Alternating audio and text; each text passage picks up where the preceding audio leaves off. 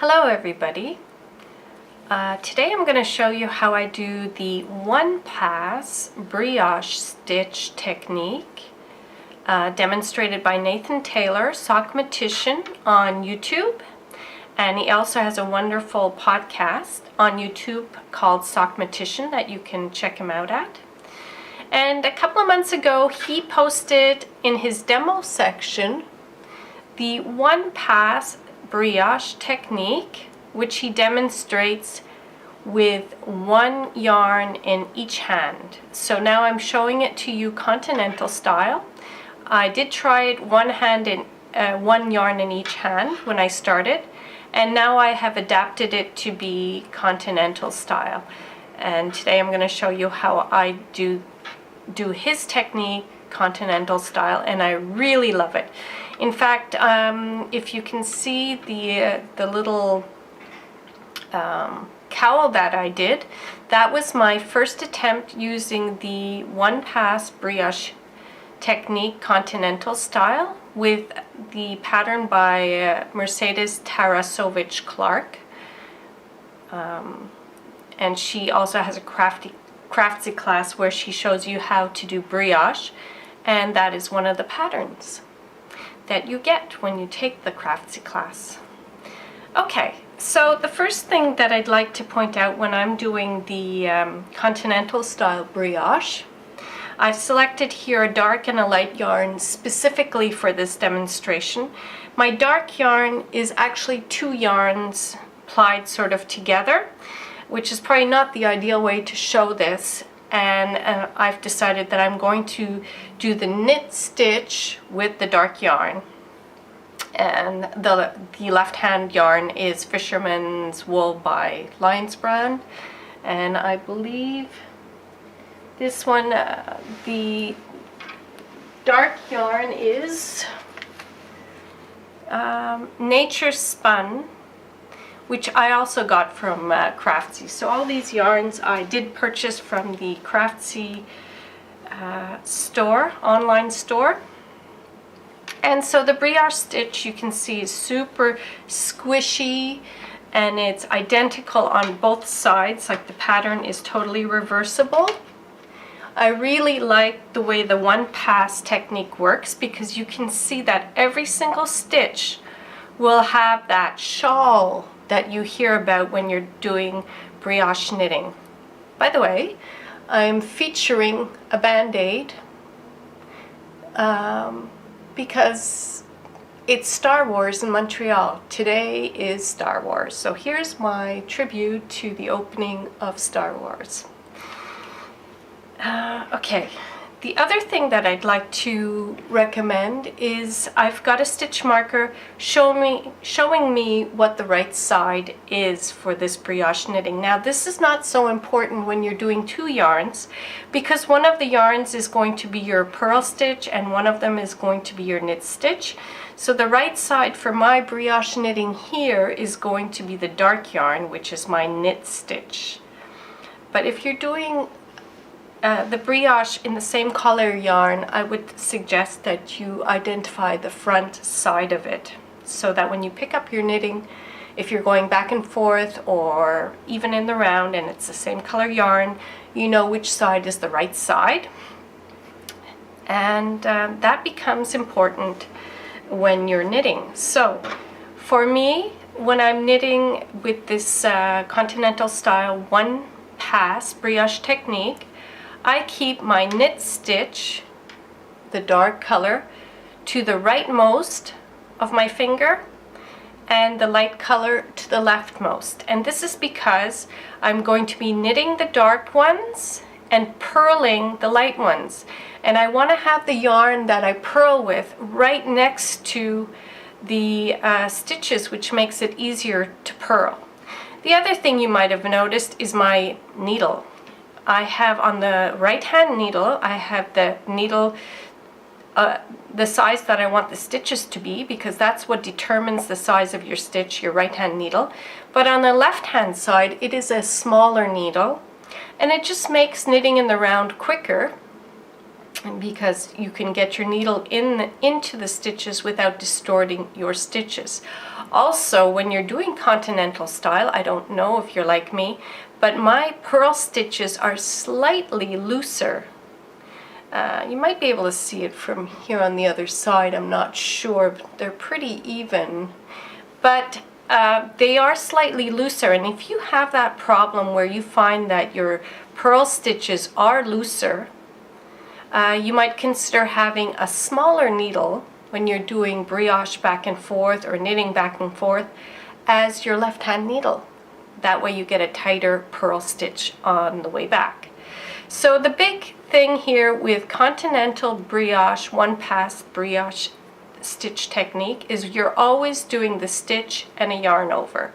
So when you're doing, I'm going into a knit, and the knit is, go into the knit underneath the purl yarn, pick up the dark yarn and knit it, and then you're doing a yarn over of the dark yarn. Is this coming through here? Okay, so you have now a knit and a yarn over on your needle. Now to do your purl, you go into your 2 yarns, which is the traditional brioche 2 yarns, the yarn with the shawl on it, and you just purl your yarn and yarn over with the yarn. So you have 2 black and 2 light colored stitches always. So again, we're in a knit situation, so knit goes underneath the light yarn, knit through, now go behind and yarn over with the dark, then purl and yarn over. And you'll notice that you can do the purl and the yarn over in one fell swoop. So again, going in, knit, and pick up your yarn over, purl, and to do it in one swoop, you just, so you have your purl and your yarn over. Okay. The other thing that's kind of fun, because you have your purl yarn right beside your purl stitch, you can easily do the Norwegian purl. And that one as well is very intuitive, where you can put the yarn over right beside it. So knit, yarn over, purl, yarn over, knit, yarn over, and let's do a Norwegian purl, and as you're coming out, you can just pick your yarn over up. I hope that was clear. So I'll just continue doing some more of my one pass brioche. If you're wondering why my yarn tension is still pretty good with the 2 yarns, it might be my favorite yarn tension technique, which I'm using here to hold both yarns to get a relatively stable tension in both yarns. And if you want to see the finer details on how I yarn tension my 2 yarns in my left hand, you can check out my yarn tension management demo video, part 2. Okay, so knit, yarn over,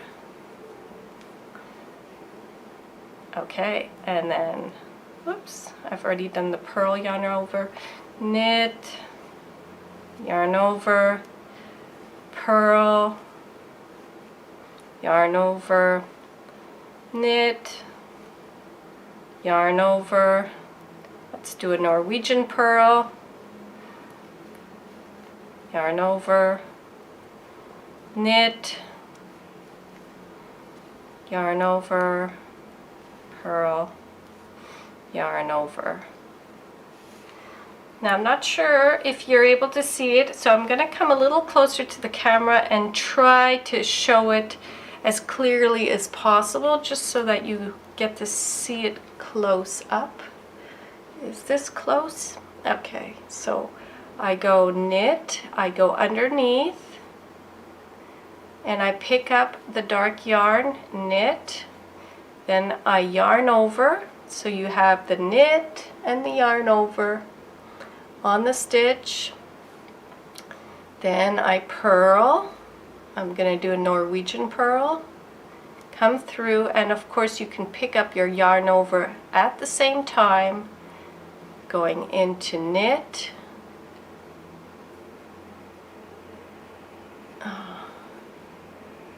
yarn over, and purl, yarn over.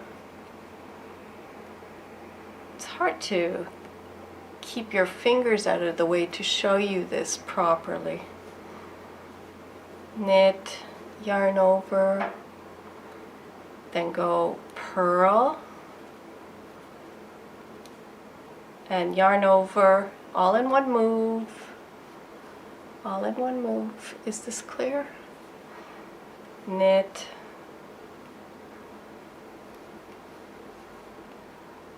okay, I think that you might get the idea from this. So you can see again, I'm going to show you what the fabric actually looks like. So here you have your brioche stitch using the one pass brioche technique